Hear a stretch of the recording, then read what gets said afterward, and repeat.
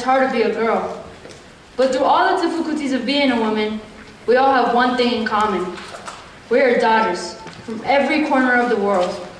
We know how it was, we know how it is, and we know how it's gonna be. See, my mommy, she didn't get the luxuries that I'm getting today. She didn't get the education. And although it's a sad reality, she doesn't share it alone. Today, 65 million girls are not in school, and 17 million probably never will be. 124 million young people between the ages of 15 and 24 are illiterate, and 64% of them are women. Women. They nurture our humanity. Why can't we return the favor? Every now and then, I catch my mom wandering off into her past. I see the painful nostalgia that she has. The fact that she had to cut her childhood short because she didn't know how to cook and clean. See, she was the next in line, not to be crowned into royalty, but to take care of her family. Her parents didn't nurture her dreams. They wanted her to get married and have kids. These two things would provide her for the rest of her life with everything that she needs. My family is from Mexico, and that's our culture for the girls there. In my rancho, in Zacatecas, girls aren't exposed to what I am here in Little Vail Valley. They don't get the education, nor the exposure that I do. But they are exposed to cleaning well and being good cooks in a way that they cater to their future husband and kids. In fact, in Mexico, 11,000 babies are born to girls between the ages of 10 and 14. And 1 in every 2 girls who have begun having sex between the ages of 12 and 19 end up pregnant. And this isn't just happening in my home country either. This is happening everywhere. 1 in 3 girls in the developing world are said to be married off before 18. The golden ages of a woman's body, says the self-entitled man. Growing up, I have ran into a lot of experiences where men thought they deserved something from a woman for being kind. The women in my family and our friends will all tell you a story where kindness and love was mistaken for something else. One of the scariest ones was when I was 9. A fairly close family friend stayed at her house for a couple of weeks. See, I was only 9. I couldn't quite grasp why she was there. I mean, she had her own house. Well, 8 years later, that reason came up in a conversation. She had a boyfriend at the time. And hours prior to her coming to our house, he had convinced himself that she was cheating on him. So that night, when she came home, he had a gun, pointed right at her head. He was ready to take her life for something that she didn't even do. He felt he had the power, the right, to take someone else's life.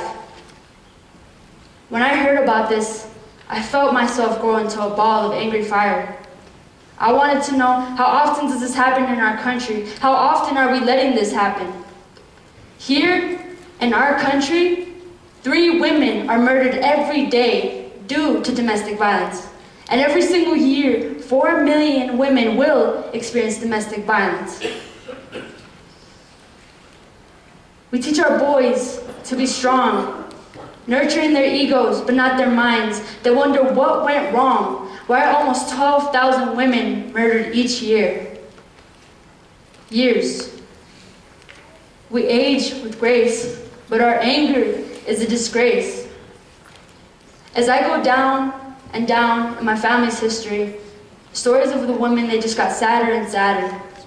I feel like along the lines, they just got tired of not being heard because of their double X chromosomes. See, there really isn't much difference between boys and girls, but there is one that has stuck out to me since I was young. I have a younger brother, and he's an absolute sweetheart. Even his teachers will tell you that.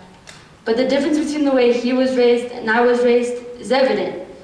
I was raised with a little more lessons and a little less softness. It was the opposite for him. I know my mom was doing this. She was just preparing me for what the world was going to do to me. See, the world is so rough with girls, there's no absolute doubt about that.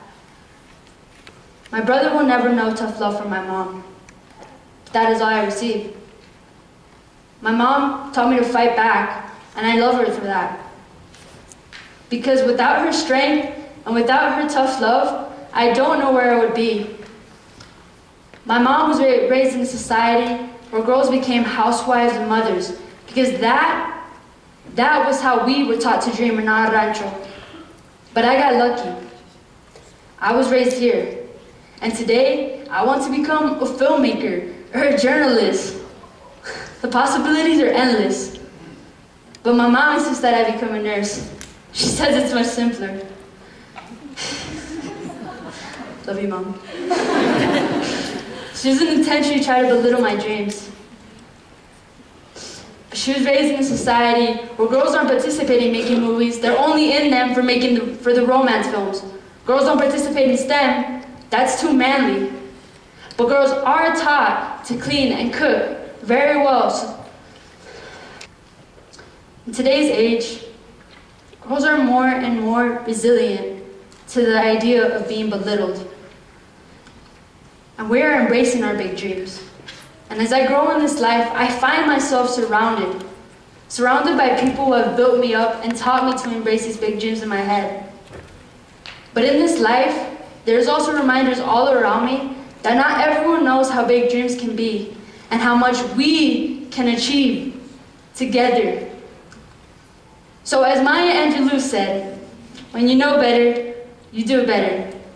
So now that you know, please do better for our girls, for our women, for our backbone. Thank you.